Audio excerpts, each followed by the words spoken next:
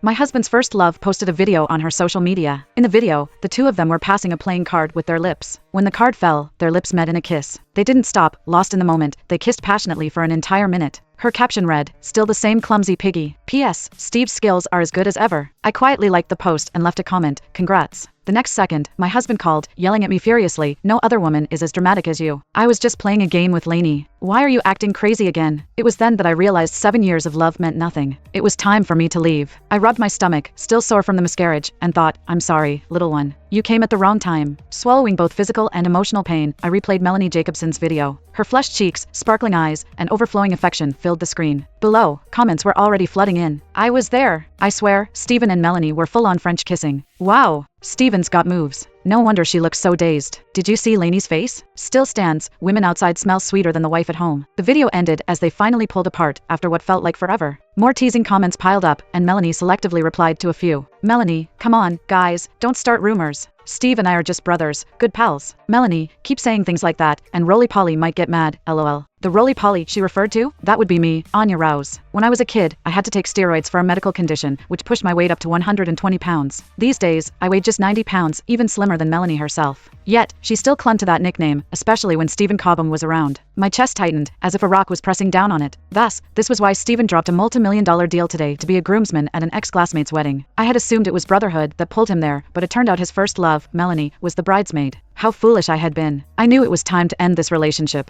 It was late when Stephen stumbled home, reeking of alcohol. Bright red lipstick smudged his pristine white shirt. He called my name a few times, but I stayed in bed, unmoving. Drunkenly, he buried his head into my chest, coaxing, "Honey, I'm sorry. It was just a game with Lanie. I was the groomsman, she was the bridesmaid. I didn't have a choice." Really? No choice? Because the look in his eyes during that kiss, the delight, the pride, was impossible to miss. When I didn't respond, he rubbed his head against my chest, trying to charm me. "Honey, forgive me, okay?" In the past, his puppy dog act would have melted my anger instantly. Now, the image of him and Melanie's kiss made me feel sick. I pushed him away and rolled to the far side of the bed. Upon sensing my rejection, Stephen's playful demeanor turned to anger. "Anya, I apologized already. What more do you want?" he snapped. "Everyone was just messing around at the wedding. You're the only one taking it seriously. I've been running around all day. Can't you stop with the tantrums?" His voice grew harsher. "Why can't you learn from Lanie? She's so understanding. What's your problem? And we're married. What more do you want from me, right?" Stephen and I dated for 7 years and were married for 5. Back in school, my pursuit of him had been practically the talk of the campus.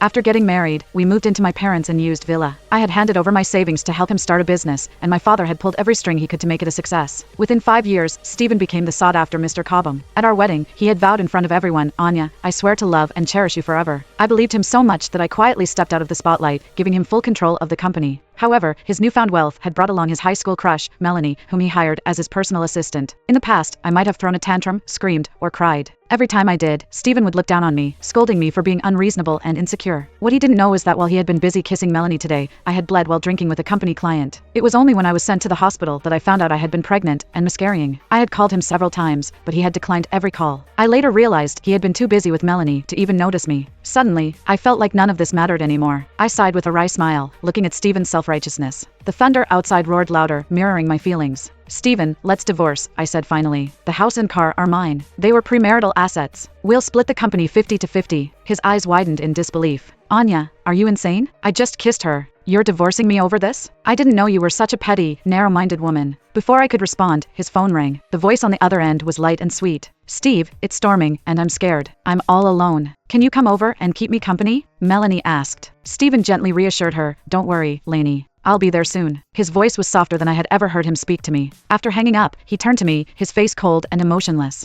"Anya, I know you're just upset. I'll give you some time to cool off." I watched as the man I once loved deeply turned into someone I didn't know. I grabbed his sleeve, desperation leaking into my voice. "Stephen, don't go. Stay with me, please." His expression darkened further. "Can you stop being so unreasonable? Lanie's terrified of storms. How can I leave her alone?" Without another word, he walked out the door. I curled up in the corner as thunder shook the house. I was also scared of the storm. When I was a kid, my parents had always been busy working. During storms, I would cling to my stuffed toys, trembling. Stephen had once promised me he would always be there to hold me through the storms. He had said, "Anya, from now on, I'll be by your side during every storm." But tonight, he chose someone else. He was worried about Melanie being scared at home alone, but I was alone too. Half an hour later, Melanie posted a photo, 2 hands intertwined. A green Rolex adorned one wrist, the cuff of a crisp white shirt framing the hand, unmistakably Steven's. Yet, his wedding ring was gone, leaving only a faint mark behind. Her caption read, "OMG, my clingy little puppy braved the storm to come keep me company." The string in my mind suddenly snapped. At that moment, everything became clear. 7 years of love couldn't compete with a single sweet sentence from Melanie. My soul felt drained from my body. Exhausted, I collapsed into bed and fell into a deep sleep. When I woke up the next morning, as expected, Steven still wasn't home. My stomach growled, so I opened my phone and searched for a restaurant I'd always wanted to try. If my heart couldn't be full, at least my stomach could be. After driving to the restaurant, I walked in and froze. There they were, Steven and Melanie, leaning close to each other, like a pair of love-struck teenagers. Steven noticed me first, his expression souring with irritation. "Anya, are you stalking me now?" His voice was sharp, cutting. "How pathetic can you get?" I sighed, weary beyond words. It felt like a cruel joke that I had to witness this scene. "No, I'm just here to eat," I replied. This restaurant was a famous romantic hotspot I had mentioned to Steven countless times, hoping you would take me there. Each time, he'd brush me off, saying, "I don't like that kind of food. If you want to go by yourself." Now here he was, sitting across from Melanie and treating her to a lavish couple's set menu.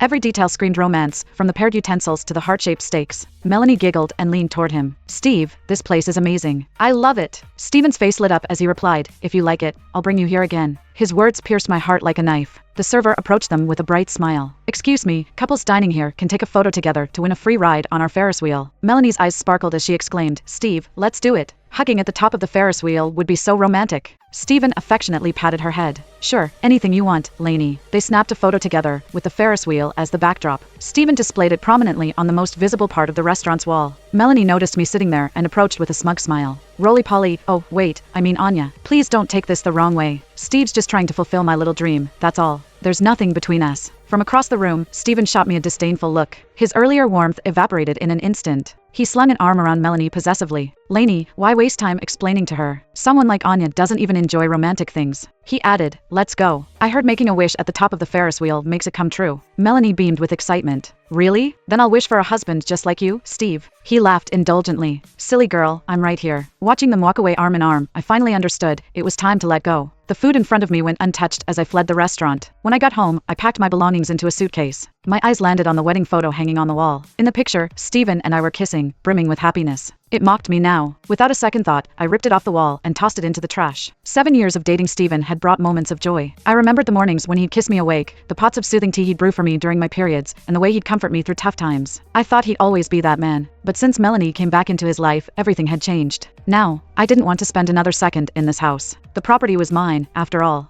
I'd deal with it after the divorce. Before leaving, I placed the divorce papers on the dining table. Love earned through self-sacrifice would never be equal. This time, Steven, it would really be goodbye.